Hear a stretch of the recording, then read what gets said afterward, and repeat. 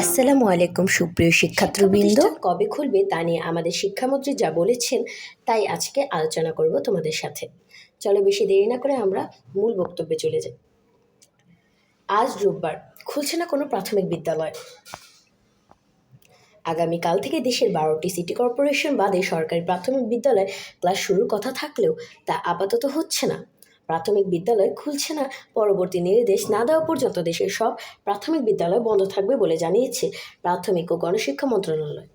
দেশের উদ্ভূত পরিস্থিতিতে ফের অনির্দিষ্টকালের জন্য প্রাথমিক বিদ্যালয় বন্ধ ঘোষণা করা হয়েছে। আজ শনিবার বিকেল 4টার দিকে প্রাথমিক ও গণশিক্ষা মন্ত্রণালয়ের সিনিয়র তথ্য অফিসার মাহবুবুর রহমান তুহিন গণমাধ্যমকে এ তথ্য নিশ্চিত করেছেন। তো শিক্ষার্থীবৃন্দ, তোমরা তো শুনতেই পেলে যে আজ রবিবার খুলছে না কোনো প্রাথমিক বিদ্যালয়। তো শিক্ষার্থীবৃন্দ, আজকের ভিডিও এই পর্যন্তই। পরবর্তী ভিডিও দেখার জন্য আমন্ত্রণ জানিয়ে আজকে বিদায় নিলাম। আল্লাহ হাফেজ।